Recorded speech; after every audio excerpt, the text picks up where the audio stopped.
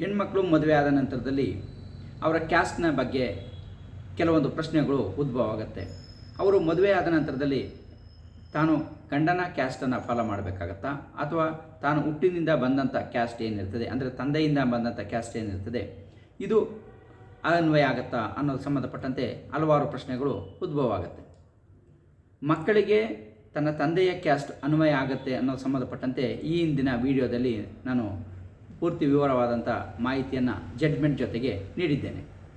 ಹಾಗೆ ಈ ವಿಡಿಯೋದಲ್ಲಿ ಹೆಂಡತಿಗೆ ಯಾವ ಕ್ಯಾಸ್ಟ್, ತಂದೆಯ ಕ್ಯಾಸ್ಟ್ ಬರುತ್ತಾ ಅಥವಾ ಗಂಡನ ಕ್ಯಾಸ್ಟ್ ಬರುತ್ತಾ ಅನ್ನೋದು ಸಂಬಂಧಪಟ್ಟಂತೆ ಈ ವಿಡಿಯೋದಲ್ಲಿ ಪೂರ್ತಿ ವಿವರವನ್ನು ಜಡ್ಜ್ಮೆಂಟ್ ಜೊತೆಗೆ ನೋಡೋಣ.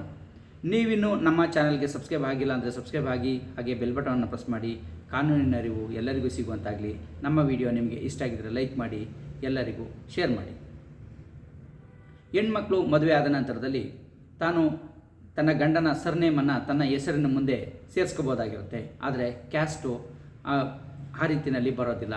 ಯಾವ ಹೆಣ್ಣೆ ಆಗಿರಲಿ ಅಥವಾ ಗಂಡೆ ಆಗಿರಲಿ, ತಾನು ಹುಟ್ಟಿದಂಥ ಸಂದರ್ಭದಲ್ಲಿ ಆಗ ತಂದೆ ಯಾರಿರ್ತಾರೆ, ತಂದೆಯ ಕ್ಯಾಸ್ಟ್ ಏನಿರ್ತದೆ, ಅದು ಆ ಮಕ್ಕಳಿಗೆ ಅನ್ವಯ ಆಗುತ್ತೆ ಅನ್ನೋದನ್ನು ಈ ಹಿಂದಿನ ವಿಡಿಯೋದಲ್ಲಿ ನಾನು ಹೇಳಿದ್ದೇನೆ. ಸೊ ಹಾಗಾಗಿ ಹೆಣ್ಣೆ ಆಗಿರಲಿ ಗಂಡೆ ಆಗಿರಲಿ, ತಾನು ಹುಟ್ಟಿನಿಂದ ಬಂದಂಥ ಕ್ಯಾಸ್ಟ್ ಏನಿರ್ತದೆ ಅದೇ ಆಗಿರುತ್ತೆ. ಹೆಣ್ಮಕ್ಳು ಮದುವೆ ಆದ ನಂತರದಲ್ಲಿ ಗಂಡನ ಕ್ಯಾಸ್ಟ್ ಅನ್ವಯ ಆಗೋದಿಲ್ಲ ಅಂಥೇಳಿ ಕರ್ನಾಟಕ ಹೈಕೋರ್ಟ್ ಈ ಹಿಂದೆ Bheemappa Jantkal alias Bheemanna versus state of Karnataka ಈ ಒಂದು ಪ್ರಕರಣದಲ್ಲಿ ಹೇಳಿದೆ.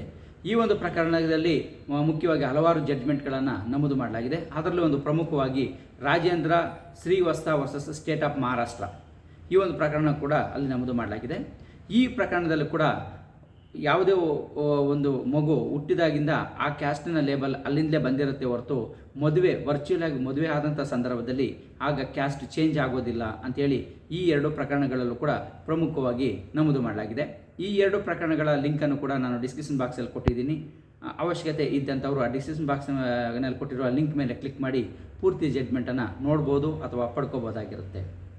ಸೊ ಇಲ್ಲಿ ನಮಗೆ ಪ್ರಮುಖವಾಗಿ ಗೊತ್ತಾಗುವಂಥದ್ದು ಏನು ಅಂತಂದರೆ, ಯಾವುದೇ ಒಂದು ಕ್ಯಾಸ್ಟ್ ಅಥವಾ ಹೆಣ್ಮಗು ಆಗಿರಲಿ ಗಂಡು ಮಗು ಆಗಿರಲಿ, ಅವರು ಮದುವೆ ಆದ ನಂತರದಲ್ಲಿ ಆ ಕ್ಯಾಸ್ಟ್ ಯಾವಾಗಲೂ ಬದಲಾಗೋದಿಲ್ಲ.